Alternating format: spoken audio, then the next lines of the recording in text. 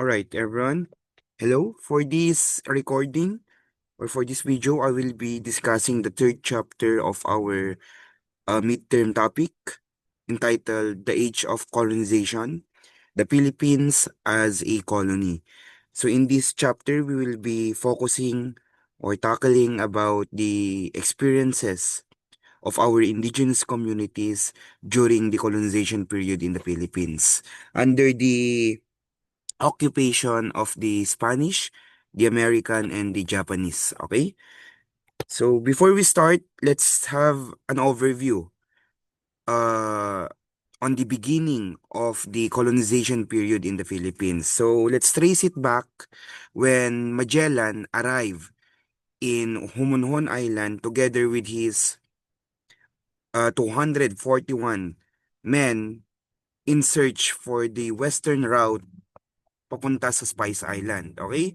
So in 1519 to 1521, using these five ships, the Trinidad, kung saan sumakay si Magellan, the San Antonio, the Concepcion, Santiago, and Victoria, which is the only ship who was able to return to Spain and completed the whole circumnavigation of the world. Okay?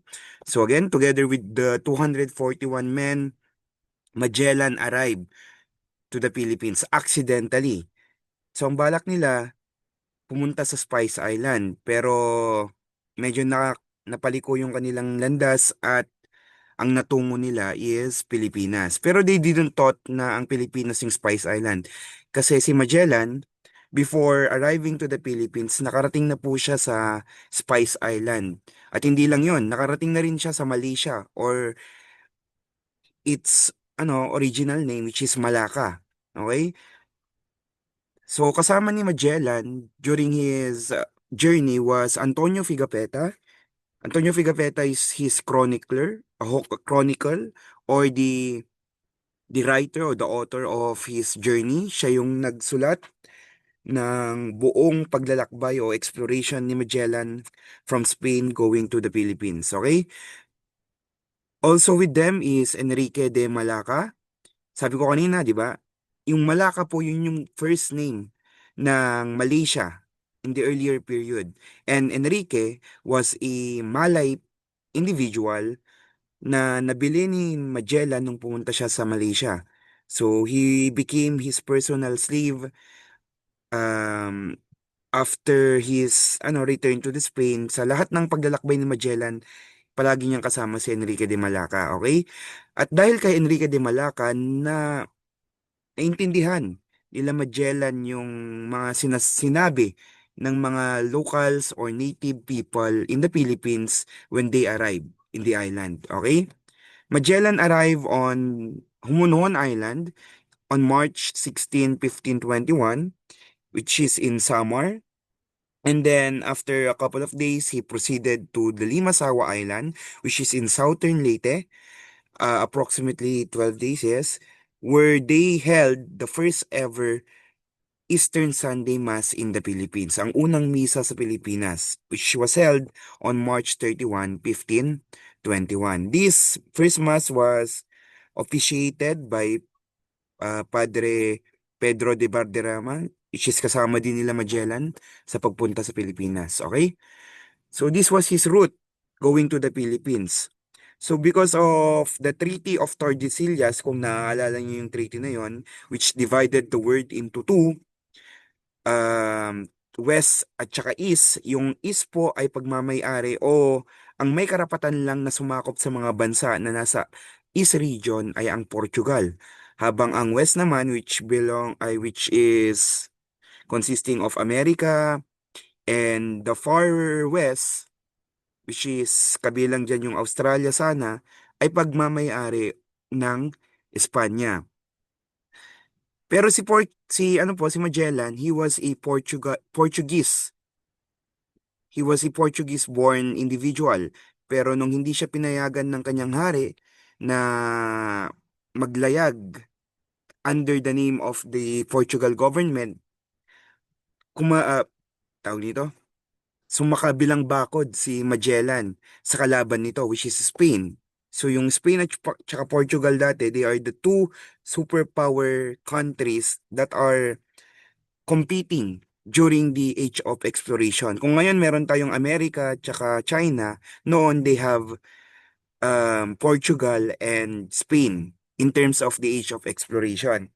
So, yung buong Asia po, Africa, and yeah, Asia and Africa were intended to be colonized by the Portuguese people. But and the American region was intended for the Spaniards. Okay?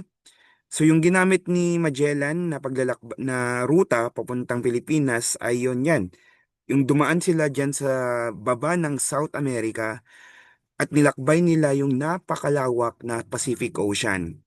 And then we all know that Magellan died in the Philippines, and the when Magellan died or killed in the Philippines, was killed in the Philippines, Juan Sebastian del Cano took over the exploration and the return of Victoria to the Spain. Okay? So si Juan Sebastian del Elcano po ang tumuloy dun sa supposedly pag-iikot nila Magellan sa buong mundo, um, from Spain, of course, to Spice Island and then returning to Spain. Now, for your information, this is the Spice Island, which is also known as Moluccas that time. It is part of the wide or vast archipelago of Indonesia. So, nasa baba lang po ng Pilipinas yung Moluccas or yung Spice Island dati. So, yan yung isa sa mga pinaka gustong angkinin ng mga Europeyong bansa dahil sa kanyang rich um, rich agricultural lands, mga unique and tawag dito, mga herbal plants na dun lang makikita sa region na yan. Okay? So sa Molucas madami yung mga star anise, uh, ano to mga hinahanap nila dati. Basta may mga pampalasa na hindi tumutubo dun sa region ng Europe. Okay? Dito nila natagpuan sa Moluccas. Kaya tinawag na Spice Island dito dahil madaming tumutubong mga panpalasa at mga mahalagang herbal plants dito sa lugar na ito, sa islang ito. Okay? Now, aside from this Spice Island, ito yung tatlong rason pa kung bakit nagsimula ang Age of Exploration sa mundo during the 16th century. First, we have God, which represents the spread of Christianity. And then we have gold. Gold represents the wealth that the European countries wanted to have by colonizing different islands and territories around the world. And then glory represents the power na makukuha ng mga bansa kapag nanakop sila ng ibang mga teritoryo o lugar. Kasi during that time, the more colony you have, the more powerful you become. Ganun po yung yung parang imahe o yung gustong ipahiwatig ng paramihan ng masasakop during this period. Okay? Again, we have the 3G, the God, Gold, and Glory. Siguro maalala niyo to kasi it was been taught to you during your elementary period or your grade 7 nato yung World and Asian History sa Araling Panlipunan. Now, let's return to the arrival of Magellan to the Philippines. By March 17, Magellan and his crew landed at Tomonhon to rest and gather fresh water and food. The locals observed them but avoided direct contact. Before March 17, around March 15 or March 16, nakita na nila Magellan yung isla ng Pilipinas, particularly the island of Samal. Samal or now called as Samar. Pero hindi pa sila nagland sa isla kasi ino-observe muna nila yung behavior ng mga locals that time. And then by March 17, they have decided to land and rest and gather food kasi napakatagal nung kanilang naging journey mula sa Espanya hanggang sa Pilipinas that actually took them, I think, 18 and to 19 months without enough food and supplies. So just imagine um what hardship they overcome para lang makapunta sa Pilipinas. Though that's not important. Importante is that how did the locals um interact with the Magellan's crew. Okay? So nung first na dumaong sila Magellan sa Pilipinas, ninobserve muna ng mga locals yung ginagawa ng mga dayuhan. They didn't interact agad-agad sa mga foreigners, okay? But a day after, um, the locals decided to interact with Magellan. They gave food. Um, they offered places for Magellan's crew to rest for the succeeding days sa tawag nito sa pag-stay nila dun sa isla. So, narito yung mga binigay nila. Oh, you have coconuts, fish, bananas, and other agricultural crops. So, makikita natin dyan na talagang hospitable yung mga Pilipino even as early as this period. Okay? Makikita natin na we were really uh, a hospitable, very friendly, and very accommodating people.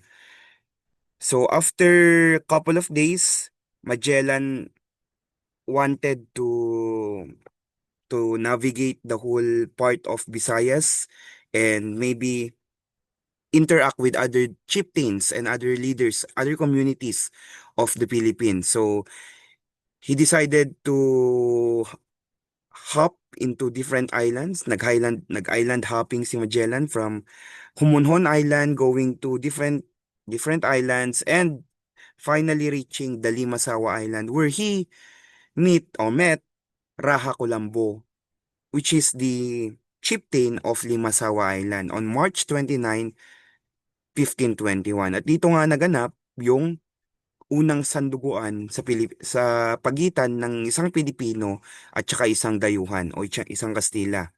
Ang sanduguan po o blood compact, it's a seal of friendship or agreement, alliances that is usually done by two chieftains or two leaders of a community. So ito po ay unique na practice ng mga sinaunang Pilipino before the Spanish came. Nanggaling po sa atin yan. Ang ibig sabihin po ng sanduguan ay isang dugo sa Tagalog. Sanduguan, di ba? Isang dugo or one blood. Kasi when they practice or when they do the sanduguan, they wound any they wound their wrist or their arms, tsaka yung dugo ay ihahalo po nila sa wine or sa kahit anong liquid na iinumin ng dalawang leader as a sign or as a seal of their friendship or alliances. So, sanduguan in their native language, during the earlier period, was called as kasi-kasi. Kasi means dear or friend. Okay? So, again, it is performed by two leaders by mixing their blood in wine and then drink it as a sign of friendship. So, this ritual, excuse me, this ritual was also inherited by our Katipunans as their initial ritual para makasali ka sa Katipunan Society or sa Katipunan Group. Okay? O ayan. Parang ganyan po, pero AI po yan. Tignan nyo naman yung sinugat ng AI, oh. Imbis na sa wrist or sa minsan nga, sa sanduguan, sa either sa wrist, sa part ng arm, or sa palm. Tsaka mag-hold hands yung to transmit the blood or to exchange blood while gripping the hand of the other individual or other person. Now, so sa Limasawa Island naganap ang unang misa sa Pilipinas and Magellan as part of his goal which is God, to spread Christianity. He was very determined to convert all the locals into Christian believers. So, um, I think hindi niya planado na mag-baptize ng may sakit, pero he was he was able to baptize a sick person which miraculously gumaling after niyang mabinyagan o mabautismuhan. So dahil dito, mas dumami yung mga locals natin na naniwala at na na nabigani doon sa religion na pinipresenta ni Magellan. Because of that, they decided to leave their animistic or their earlier be earlier religion, either be animistic religion or Muslim religion para sa Christianity. So they buried their idols. They leave their beliefs about babaylan, mga elemento, mga engkanto, and then they embrace the beliefs and the tradition of Christianity. Okay? So, ayan po. So, that is a portrait of the first mass. Ayan.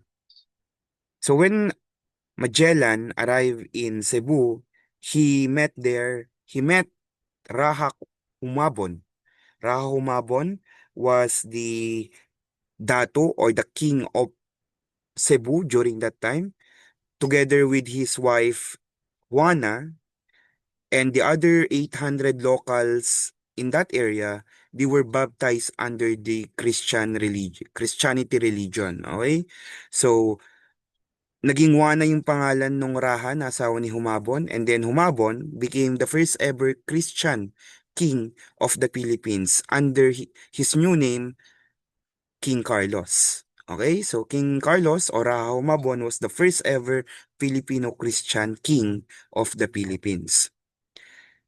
So missionaries introduced Catholicism to unify the different islands of the Philippines. Churches built over indigenous sacred sites. Suppression of babaylan and native rituals were observed. Catholic feast days replaced the indigenous festivities na kinokonduct ng mga native Filipinos during that time. So talagang niyakap na ng mga native people yung Christianity when their leaders decided to follow Magellan. Okay? So another important event during this first mass was the gift giving between Magellan and Humabon. When Magellan gifted or given the gift to Humabon, the first ever statue or imahe ni Santo Niño. So ito po yung parang naging simbolismo ng pagsisimula ng Christianity sa Filipino culture. And that's why they celebrate Sinulog Festival in Cebu to commemorate the event where Magellan give the gift um, of Santo Niño image to Humabon. Okay? Now, bakit nagkaroon ng Battle of Mactan or bakit nagkaroon ng alitan si Lapu-Lapu at saka si Magellan? So Magellan, after spreading Christianity, he also wants to s- he also wants to make all the kings and chieftains of all the islands in Visayas to surrender under his control. Okay? And we have here Dato Zula, which is another chieftain of Mactan. Mactan was part of of Cebu, a small island in Cebu, and Mactan has two chieftain. We have Zula, Dato Zula, which is which is cousin of Raha Humabon, and then another chieftain was Dato Lapu-Lapu. Dato Zula wants the sole control of Mactan. Kaya He asked for the support of Magellan since si Dato Lapu-Lapu ayaw niyang maging under o control ni Magellan at ayaw niya din yakapin yung Christianity for his community or for Mactan. So Dato Zula, since he doesn't want Dato Lapu-Lapu at gusto niyang maging sa kanya lang yung Mactan, he seek for help sa pinsan niyang si Humabon, okay? And Humabon seek help to Magellan para kontrolin yung kabuoang isla ng Mactan. And there, nagkaroon ng confrontation si Magellan at saka Lapu-Lapu where Dato Lapu-Lapu rejected the offer of Magellan to be baptized under the Christianity or the Catholic Church. At dahil doon, nagalit po si Magellan, kaya he promised to return to Mactan, pero hindi na siya mag-o-offer ng kahit ano, but to defeat Lapu-Lapu and to, you know, baptize everyone in Mactan. Okay? So during the Battle of Mactan, Magellan arrived in Mactan Island at dawn. So, maaga pong nakarating si na Magellan around 6, estimated 6 a.m. And during that time, medyo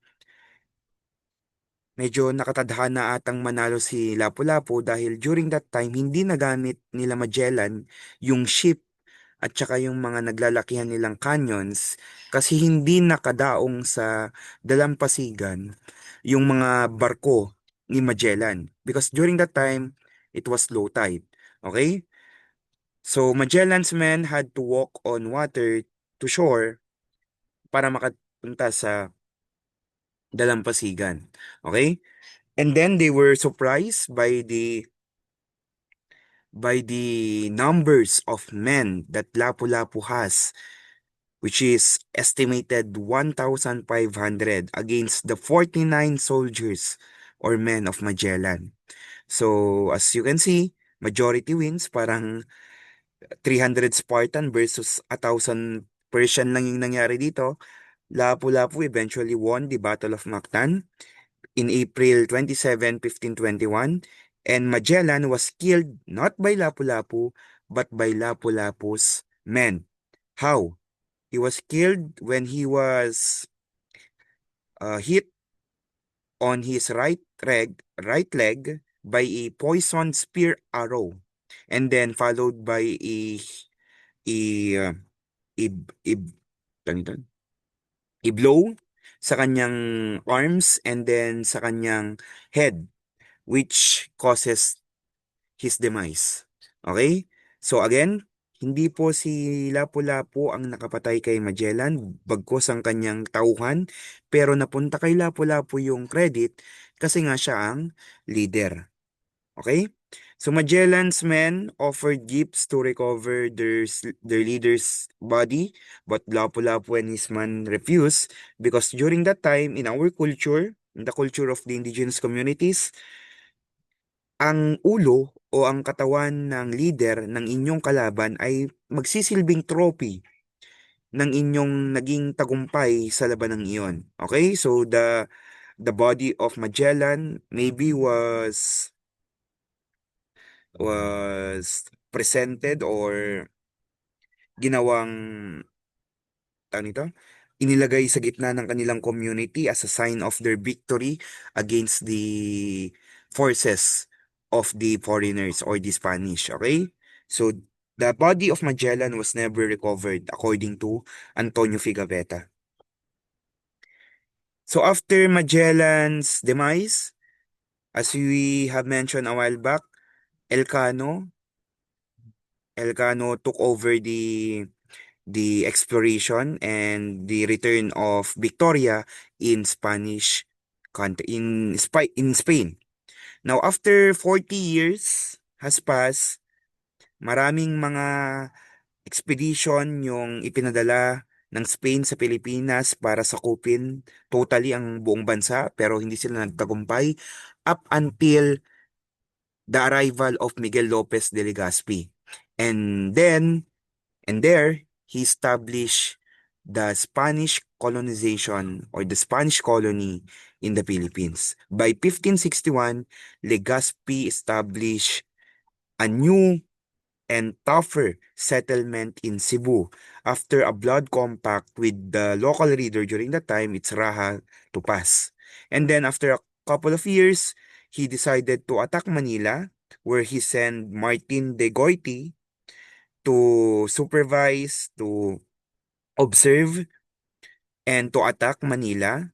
And then they encountered the Moro force led by Raha Sulaiman,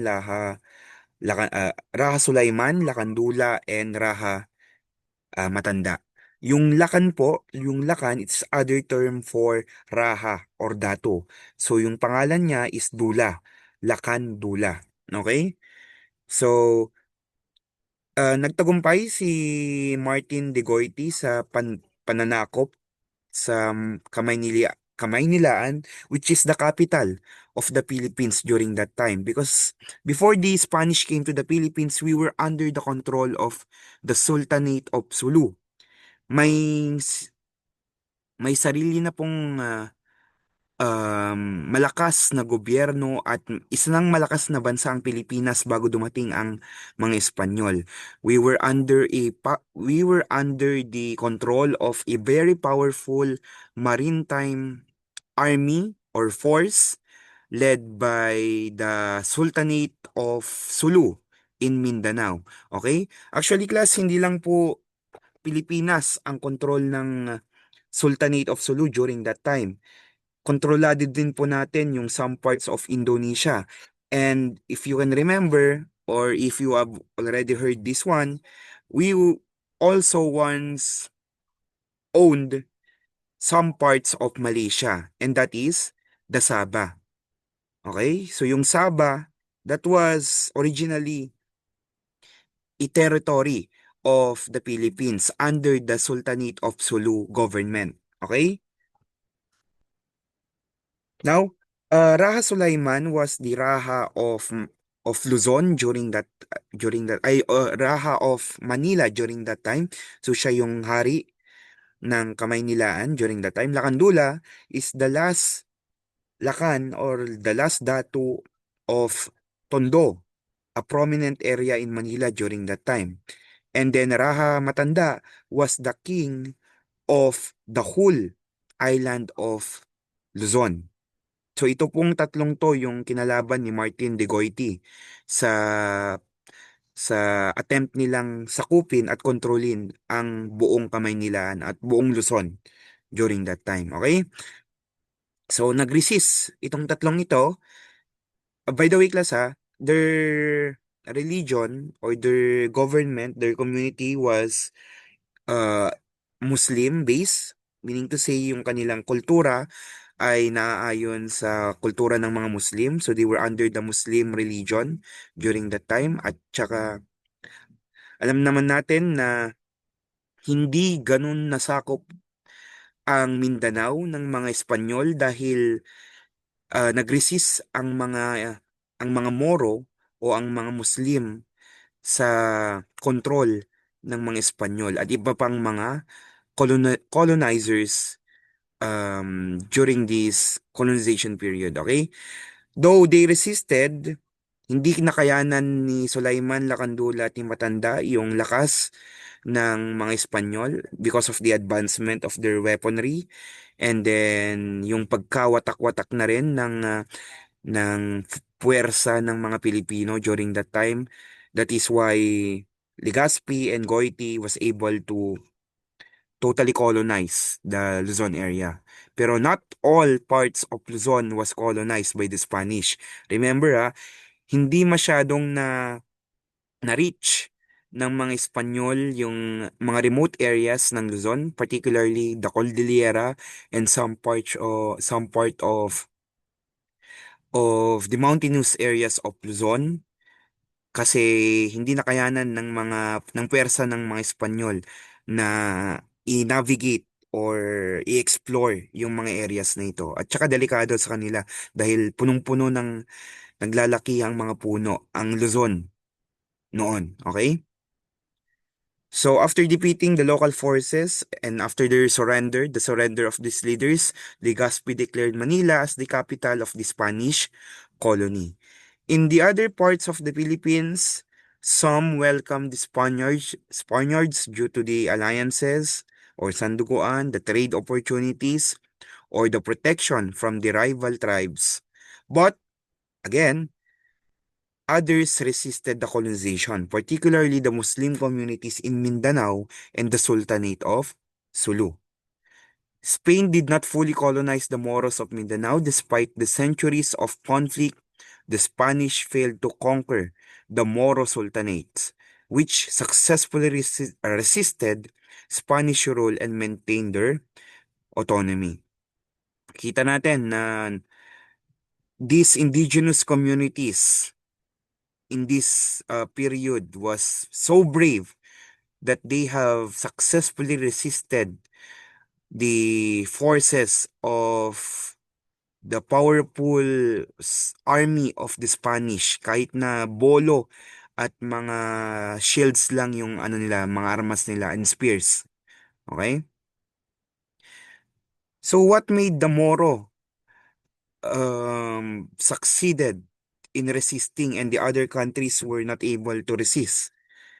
Maybe because the Moros were very united since iisa lang yung religion nila.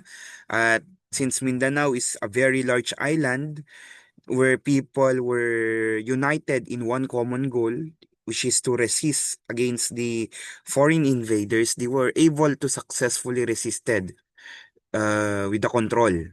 Which is yun yung hindi nagawa ng mga ibang mga Pilipino with the other islands of the Philippines. Even after the time of Bonifacio, Aguinaldo, yun yung kulang sa atin kaya hindi natin nagawang maging successful sa pag-resist sa kolonya ng mga Espanyol at iba pang mga naging colonizers ng Pilipinas. Spain colonized the Philippines for 333 years. From this establishment of the first Spanish settlement in 1565 by Miguel Lopez de Legazpi up until the end of the Spanish rule in 1898 when the Spanish government decided to sell the Philippines to the American government by 20 million Mexican dollar sa Treaty of Paris. Okay? That's 333 years of torture, maltreatment, abuses from the Spanish government to the priors, and everything, the hardship of the Filipinos lasted for 333 years. Okay? So in that 333 years, we had many, many armed revolt or resistance against the Spanish control. Kabilang po dyan yung pinakamahabang revolt na naganap sa Pilipinas, which is the Daguhoy Revolution, which lasted from 1744 to 1829. Bakit ba nangyari itong Daguhoy Revolution na to o revolt? Dahil sa kadahilan ng hindi pinayagan ng isang paring Espanyol na ilibing yung kapatid ni Daguhoy sa libingan ng mga ng mga Katoliko at saka nag nag-refuse yung Spanish priest na i-bless at imisa yung namatay na kapatid ni Daguhoy. So ikinagalit yun ni Daguhoy at nagkaroon ng revolution because of it. Okay? We also have here the Sumuroy Revolt. This is sa ano naman sa Waray sa Samar.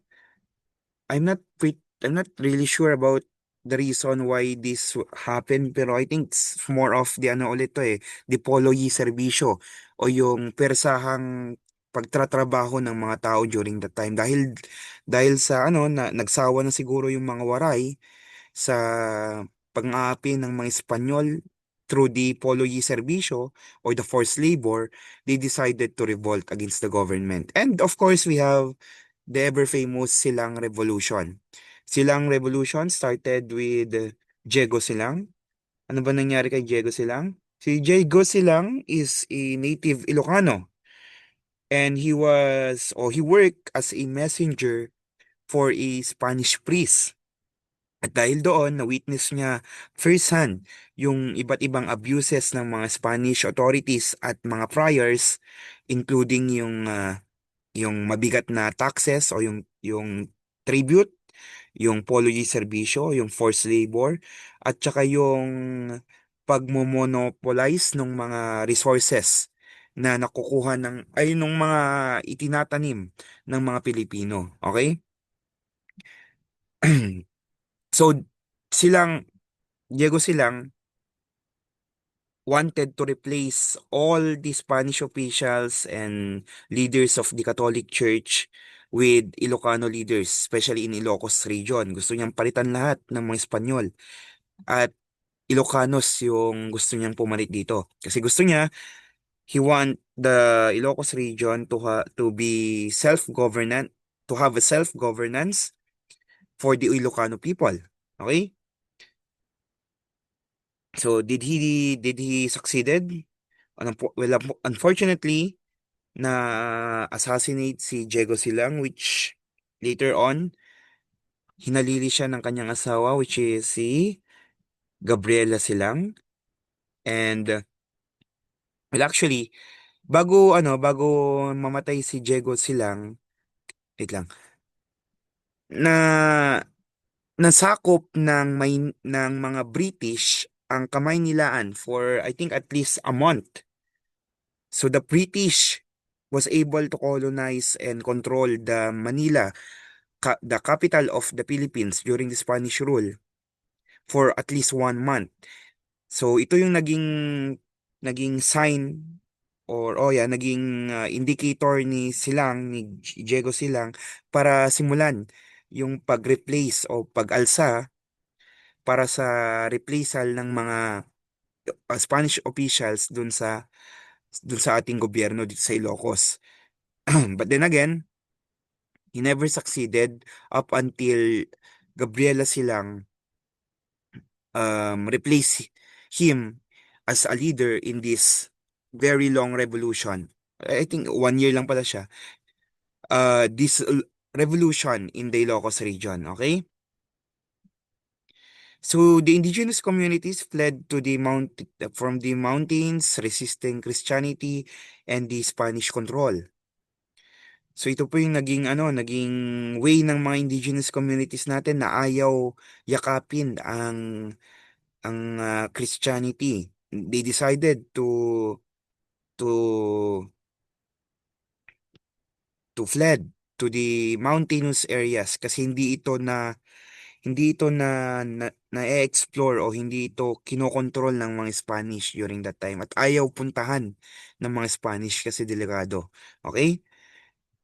So narito yung social stratification or the social hierarchy, the social class during the Spanish rule in the Philippines. So, in the previous discussion, we have discussed the social stratification during the pre-colonial society, which is the noble class, the middle class, and the lower class. Then, the noble class is composed of the Datu, Lakan, and the Lakambini or Dayang. Habang sa middle class naman, is composed of the commoners, which is called as Maharlika or Timawa. And then, in the lower class, we have the Alipins, Aliping sa gigilid at namamahay or in Bisaya, we call them as Uripon. Okay? So, ganito din tayong social class during the Spanish rule. And sa top ng hierarchy, ay ang mga peninsulares. These are the Spanish born in Spain, highest in class, and they held the top positions in the government and in the church. Okay? Peninsulares. From the word itself peninsula, they were born in the Spain Peninsula itself. Okay, we have Insulares or the insula, those Spaniards that was born in the insular or the colony of the Spain, which is the Philippines, maybe in Cuba or any other colony of of the Spaniards during that time. Ang tawag sa kanila insulares or Creoles, okay? They are the wealthy but with slightly lower status since naipanganak sila sa mga colony ng Espanya. And then we have the mestizos. Mestizos are those mix and those has a mixed ancestries like Spanish Filipino individuals or Spanish Chinese or Chinese Filipino. Pero yung Chinese Filipino natawag lang na mestizos because of their color, the skin color, okay? Many of them became wealthy merchants since yung kanilang mga um, relatives or ancestors ay mga mayaman. Okay? And some of them even own lands. Then we have Principalia. They are the local ruling elites, former datus and nobles who collaborated with Spaniards and native with Spaniards or they are also the native educated elites. So yung mga Principalia po, ito po yung mga dating datus at miyembro ng mga noble class na nakipagtulungan o nakikolaborate sa mga Spaniards nung sinakop nila ang Pilipinas. So they were given this somehow high position in the social class. They were given some rights to the rights also to own their lands, to have their own businesses, and even participate in the politics of the government. Pero sa baba lang, sa ano lang sila, kabesa de barangay or yung mga barangay captain in the modern period, okay? And then, of course, we also have here yung mga Indios o yung mga locals, indigenous native Filipinos. They were at the bottom of the stratification since sa tingin ng mga Espanyol sa kanila ay mga ano, mga mangmang at mga walang alam since sila ay mga Pilipino na hindi um tang nito um hindi nakikolaborate sa mga Spaniards during that time, and then since they are pure-blooded, they were seen as slaves and incompetent individuals of the country. Okay? So, sinama ko din dito yung mga Chinese, also known as Sanglays. They were, technically, they were traders. They are very vital in the trading or the barter system during this time or in the commerce industry. But they were heavily taxed and discriminated by the higher ups or um, higher individuals in the social stratification. Like, for example, by the Peninsulares and Insulares. Okay?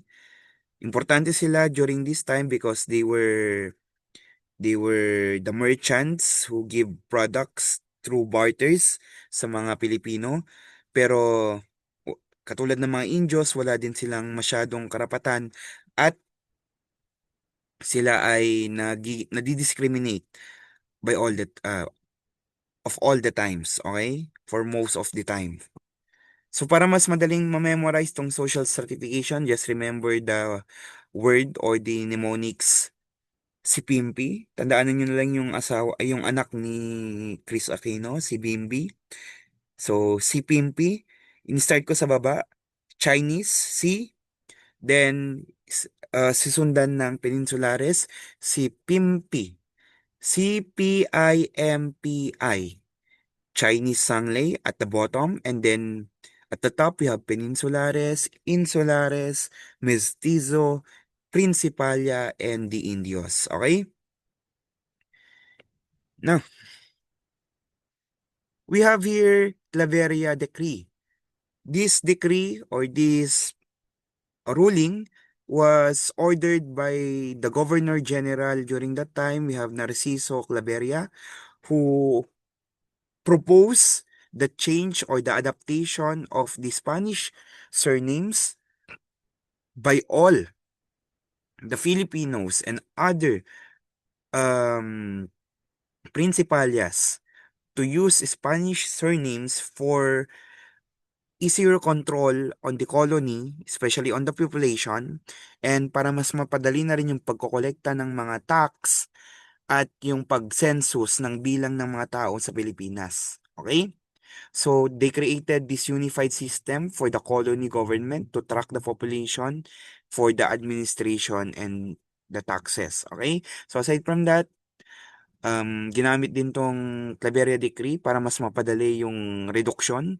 Yung reduction, yun yung proseso kung saan finorce yung mga Pilipino na nakatira sa mga liblib na lugar para tumira sa mga kabisera o sa mga capital places ng kolonya para mas madaling makontrol yung population ng mga tao. Okay? So, kinompress nila sa iisang lugar yung mga tao, which is tinatawag nating kabisera. Okay?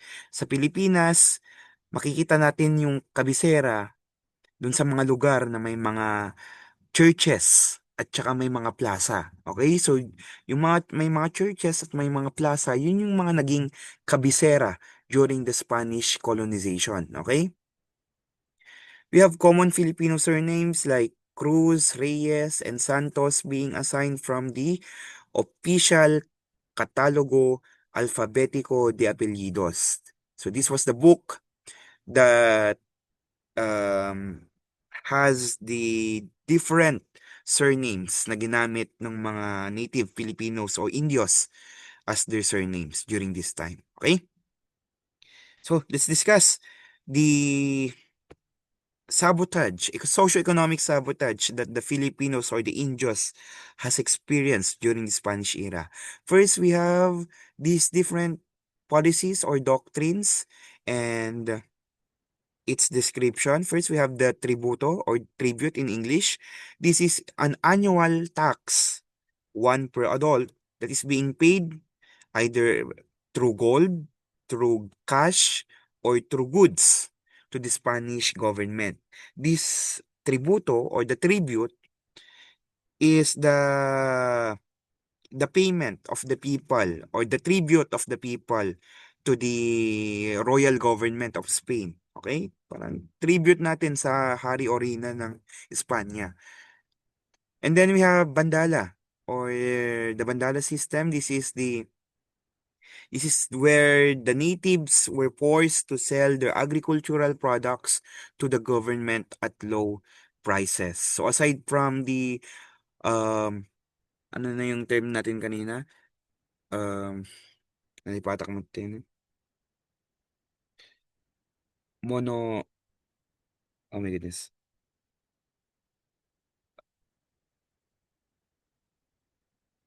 Monopoly monopolizing. Yeah, yeah. I'm so sorry with that.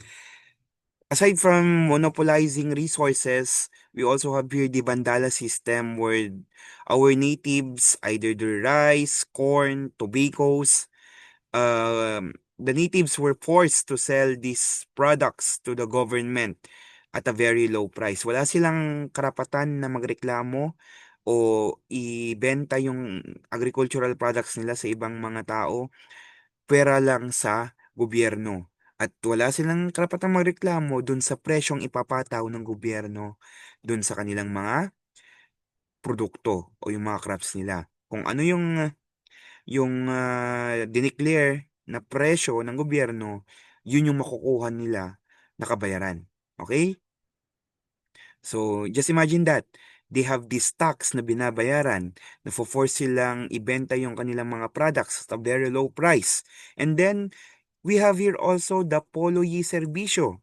This is the forced labor for 40 days per year for men age 16 to 60 to work on public projects. Ano yung mga public projects na ito? Ito yung mga churches natin, yung mga public roads, schools, government establishments, bridges, and many more.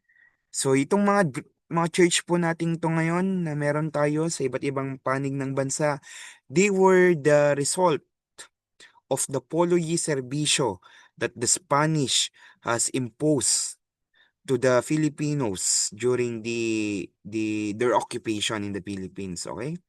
So meron na tayong tatlo na abuses, di ba? Tribute, Bandala system, and the Polo y Servicio. Then we have indulhensya. Itong indulhensya naman, it's the act of paying for the absolution for sins in the earlier Catholic churches. Ito naman yung abuse na ginagawa ng mga friars dati. Ito yung ito yung kabayaran daw dun sa mga kasalanan ng mga tao para mapawalan sala sila dun sa ginawa nila. Okay? So, nag-i-impose ng kabayaran yung mga pare para mawala daw yung mga kasalanan na ginawa mo in a, in a period of time. Okay? So, indulhensya yung parang corruption practices ng mga priors dati. Okay? So, they promote, especially yung mga nasa Principalya, Insulares na position, na bayaran na lang yung kanilang mga kasalanan kaysa yung mag-attend pa sila ng misa araw-araw.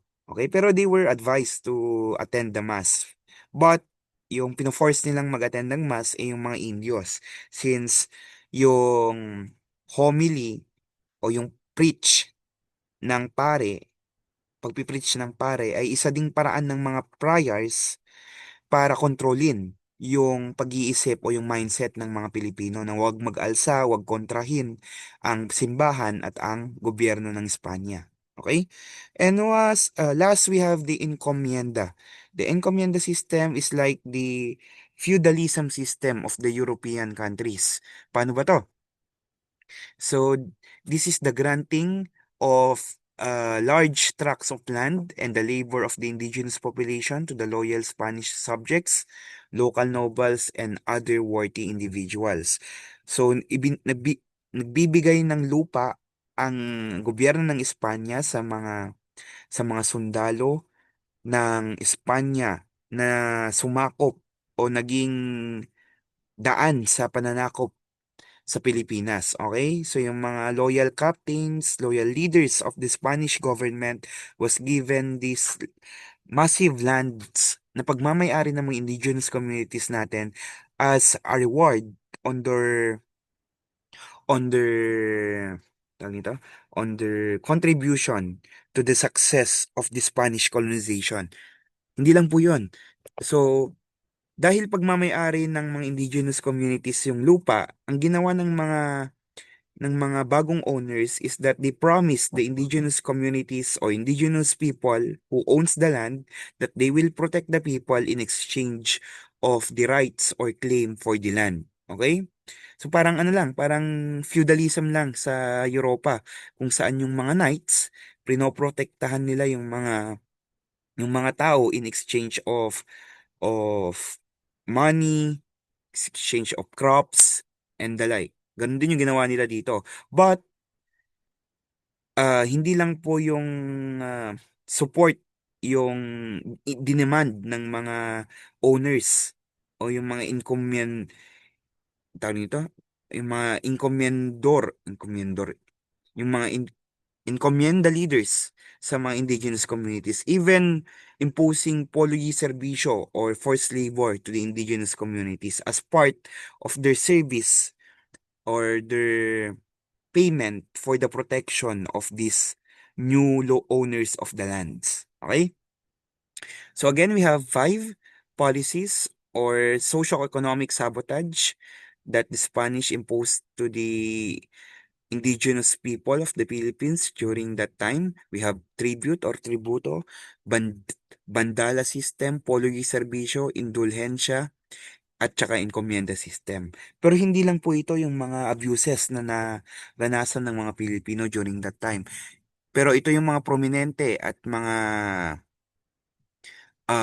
widely practices na na nailathala sa mga history books natin about sa abuses ng mga Spaniards during their occupation in the Philippines. Okay? So, specifically, ano yung naging treatment ng mga Spaniards sa mga indigenous people? Positively, the Spanish government at the Spanish colony introduced the Western education, pero yung education po natin during that time, naka-focus lang sa religion since ang mga teacher natin during that time were the friars. Okay? At walang karapatang mag-aral ang mga Indios. Ang mga may karapatan lang ay under sa Principalia, Insulares at saka sa Peninsulares. Though, kahit nakapag-aral yung mga Principalia, hindi pa rin nila natanggap yung equal na education na natatanggap ng mga Insulares o ng mga penin- ah, Peninsulares since Spaniards yung mga ito at Pilipino yung mga Principalya. Sino-sino ba yung mga Principalya na sikat sa history natin? Sila Marcelo H. del Pilar, Graciano Lopez Haina, si Pasiano Rizal, and of course, our national hero, Jose Rizal, is also considered as Principalya. Okay?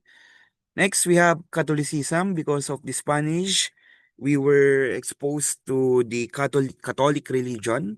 We also have new technologies, most especially in agriculture and in construction. Sa agriculture, sa mga Espanyol natin natutuhan gumamit ng mga araro at gamitin ang mga hayop natin, mga kalabaw, sa agricultural practices natin, as well as sa transportasyon.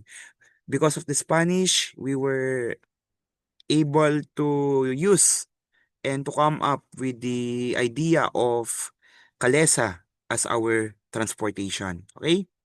And then, of course, we have centralized government. Kung makikita niyo naman kanina, dun sa kina Sulaiman, Lakandula, tsaka si Raha Matanda, every every places may sari-sariling mga leaders. Every islands may sari-sariling leaders. So walang centralized na government. And because of the Spanish government, of the Spanish colonization, nagkaroon tayo ng iisang gobyerno sa Maynila, which controls all the processes and transactions all throughout the Philippines. Okay? And then we have negative. Ano yung negative natin? We have racial discrimination, especially in the with the Indios or the pure-blooded Filipinos. Forced labor or the police serbisyo, land grabbing, encomienda, suppression of culture, as we have mentioned a while back, dahil sa pagyakap ng mga Pilipino sa Catholicism, nakalimutan na o nilive na, pinabayaan na ng mga Pilipino yung native culture natin. Okay?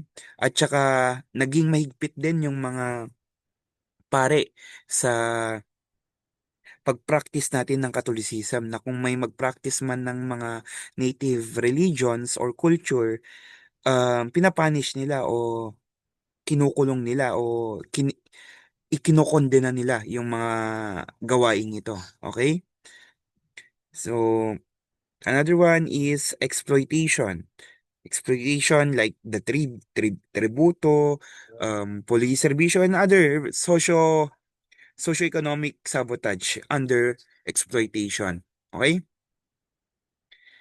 Now that is the treatment of the Spanish with our indigenous people. We have American treatment.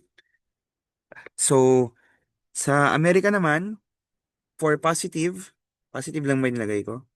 Oh. For the Americans, they were able to give us the public school system in our education.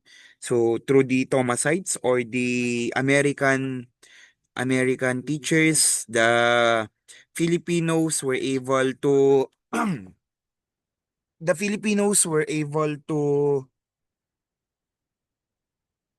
tana, the Americans were able to control the minds of the Filipinos, imposing the American values sa mga Pilipino like individualism, yung even democracy, ayan, radicalism, na impose po yan sa pag-iisip ng mga Pilipino because of the Americans. And syempre, natuto ang mga Pilipino na mahalin ang English as part of the new lingua franca of the Filipinos, okay? Dahil din sa mga Amerikano, nagkaroon tayo ng Gabaldon Law where the American government was able to build many public schools, buildings for the Filipinos. Kaya tayo na merong napakaraming mga public schools all throughout the world because of the Gabaldon Law sa Pilipinas. Gabaldon was a law that proposed by a a lawmaker from di ko alam kung Nueva Vizcaya o Nueva Ecija yon. Pero it was proposed by a Filipino. Okay? Next, indigenous communities were encouraged or pressured to adopt Western education and culture, often at the cost of erasing traditional customs. Okay? Wait lang po.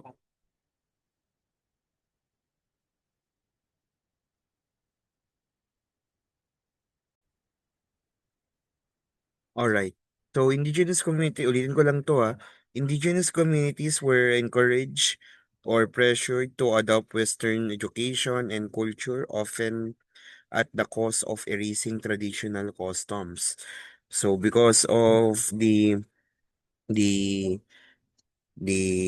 initiatives of the American government to influence the indigenous population of the Philippines and to change change their mindset through the concept of assimilation, kung saan yung mga indigenous students were forced to adopt the Western education dahil sa sa initiation ng public school system.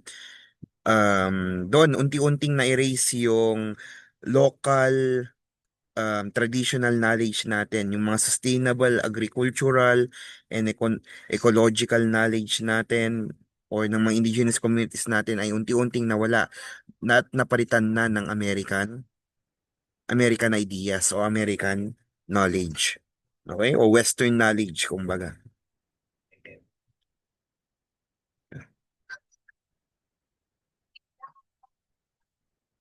Now, yeah, we also have here land policies where indigenous lands were surveyed and declared public lands, leading to land disposition. So madaming mga ari-arian ng mga indigenous communities natin ang napasakamay ng American government dahil dito sa mga policies about land grabbing. Okay? Kaya kung makikita nyo, mas naging malawak itong colonization ng mga American kahit na mas short yung naging occupation nila compared sa mga Spanish. Since itong mga American, na-reach nila kahit yung mga kaduluduluhang mga remote areas ng Pilipinas. As you can see, as a result of this very extensive colonization of the Americans, even the Cordillera was reached by the Americans. 'Di ba? Napakaraming mga lolo at lola natin sa Cordillera ang napakagaling mag-English because they were colonized or they were reached by the Americans in their in that time or during that time, okay? So, again, sa Cordillera, especially in Baguio, makikita nyo karamihan doon sa mga lands doon ay nakapangalan sa mga Amerikano. Because again, they were these land policies that that exploited the lands of our indigenous communities. Okay? Then we have here the Public Land Act of 1903, which required lands titles which most indigenous peoples didn't have, resulting in many of them being marginalized. Okay? So karamihan din sa kanila dahil ayaw nilang makontrol, pumunta pa sila sa mas malalim at mas liblib na lugar sa Pilipinas.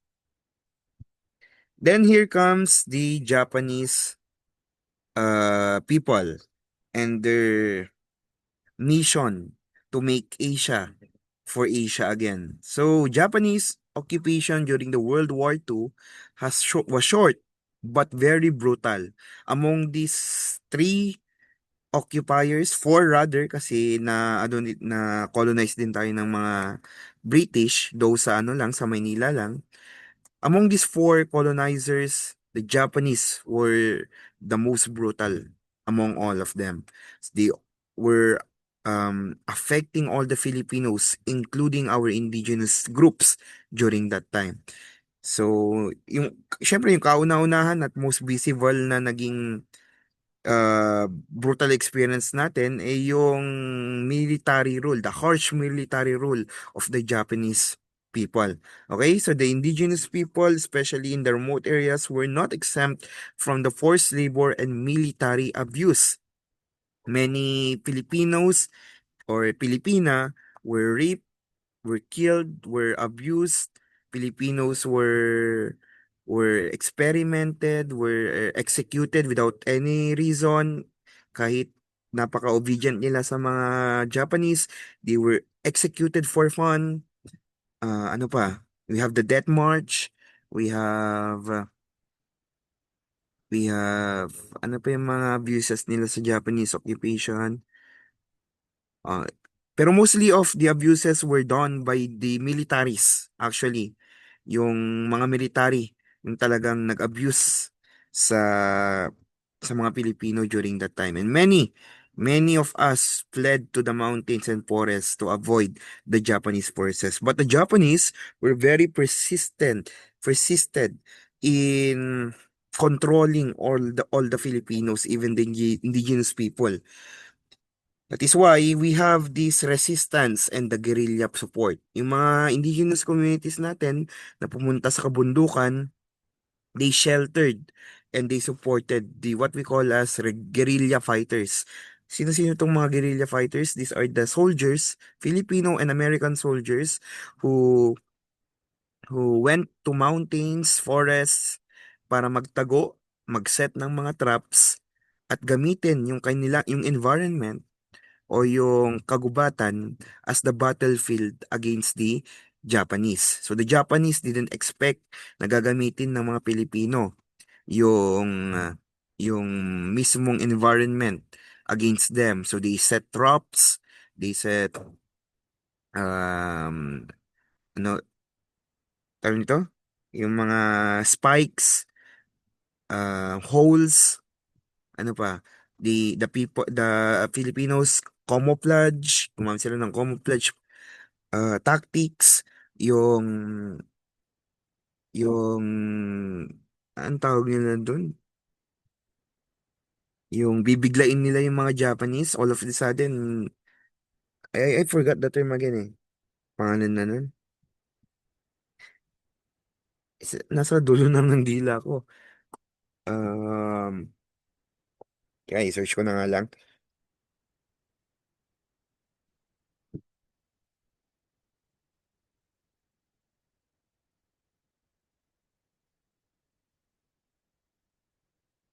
Ayo, ambush. I'm sorry for that. Ambush. The guerrilla fighters use the strategy of ambushing these these Japanese soldiers by utilizing the environment as their camouflage or as their hiding spots. Okay, and the indigenous people living in those remote areas or secluded areas supported the fight of these guerrillas against the Japanese soldiers because they know that these Japanese were very brutal to all Filipinos, okay? This strengthened the indigenous identity and the resistance spirit, not only by the Filipinos, even by our indigenous communities, okay? So that was the treatment of the Japanese, American, and the Spanish to our indigenous communities and to all the Filipinos during the colonization period. Okay? So that ends our chapter 3 for this midterm topics. We still have one topic left for midterms, and that is the challenges encountered by the indigenous communities in the current or modern era. Okay? I will have a discussion na lang with that on the succeeding days before we have your exam. So hindi po natin iti-take yung exam natin as planned next week, but rather siguro second week ng February or first few days ng SQA. I don't know, basta matapos ko yung yung discussion. Hindi naman pwedeng mag-exam kayo na hindi na kumpleto kung yung mga topics na nakalahad dun sa sa syllabus. Okay? So that's all.